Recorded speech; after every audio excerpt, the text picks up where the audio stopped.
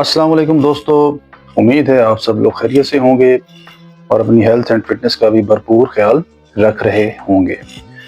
तो दोस्तों, जैसा कि मैंने आपको पिछली वीडियो में ये बताया था कि हमारी जो नेक्स्ट वीडियो होगी वो होगी हाइपरट्रॉफी की टाइप्स के ऊपर। तो आज हम बात करने जा रहे हैं टाइप्स ऑफ हाइपरट्रॉफी पे। तो दोस्तों, हाइपरट्रॉफी की दो सबसे मेजर टाइप्स होती हैं, जिसमें से एक का नाम है सार्कोप्लाज्मिक हाइपरट्रॉफी और दूसरे का नाम है मायोफिब्रलर हाइपरट्रॉफी। तो दोस्तों, जो सार्कोप्लाज्मिक हाइपरट्रॉफी होती है, ये वो हाइपरट्रॉफी है कि जो आजकल के दौर में अगर देखा जाए, या आप यूं कह लें कि 1950 के बाद से अगर आप एक डाटा निकाल के देखें कि कौन सी हाइपरट्रॉफी ज़्यादातर जिस पर फोकस हो रहा है, तो वो आपको सार्कोप्लाज्मिक हाइपरट्रॉफी मिलेगी कि जिसके ऊपर ज़्यादातर फोकस हो रहा है। तो दोस्तों, सार्कोप्लाज्मिक हाइपरट्रॉफी वो हाइपरट्रॉफी है कि जिसके अंदर एक एथलीट को मसल्स बड़े मिलते हैं, शेप में मिलते हैं, खूबसूरत एस्थेटिक जिसको बोला जाता है, और उसके अंदर साइज होता है, शेप होती है, उनमें स्ट्रेंथ भी होती है।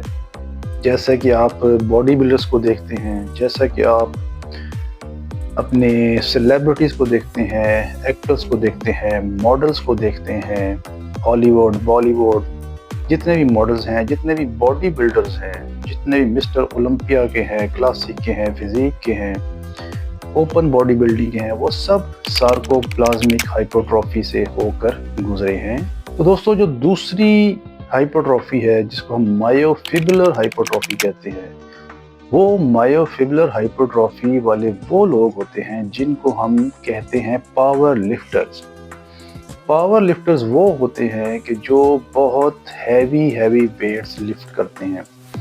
जैसे कि आपने ओलंपिक्स में देखा होगा कि वो क्लीन एंड जर्क कर रहे हैं, जैसा कि आपने देखा होगा कि लोग डेड लिफ्ट कर रहे होते हैं, जैसा कि आपने देखा होगा कि लोग बेंच प्रेस लगा रहे हैं। तो ये सब के सब पावर लिफ्टर्स होते हैं और ये सब के सब मायोफिब्रलर हाइपरट्रॉफी से होकर गुजरते हैं, तो उनके अंदर इतनी स्ट्रेंथ आती है। मायोफिब्रलर हाइपरट्रॉफी वाले जितने भी एथलीट्स हैं, उनकी शेप बॉडी बिल्डरों जैसी नहीं होती, क्योंकि वो अपने जिस्म को सार्कोप्लाज्मिक हाइपरट्रॉफी नहीं देते, वो अपने जिस्म को मायोफिब्रलर हाइपरट्रॉफी देते हैं।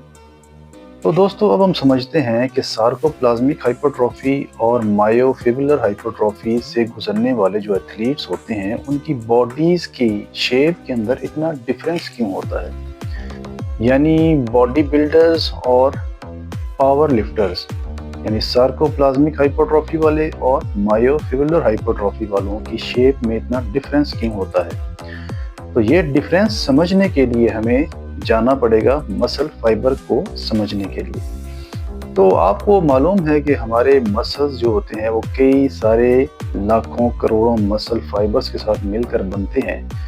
तो एक मसल फाइबर को उसके लिए हमें समझना पड़ेगा। हमारे जो एक मसल फाइबर होता है उसके अंदर कई सारे मायोफिब्रलर्स होते हैं, और मायोफिब्रलर्स के इर्द गिर्द फ्लूइड होता है, वाटर होता है, ग्लाइकोजिन होती है, एंजाइम्स होते हैं।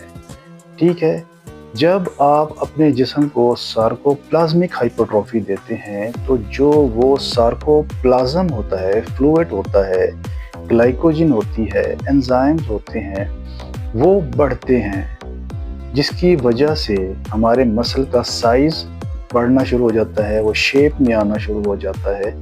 तो इस वजह से बॉडी बिल्डर्स की तरह बनते हैं और मायोफिब्रलर वाले ऐसे बनते हैं। अब समझते हैं मायोफिब्रलर वाले सेल को या फाइबर को।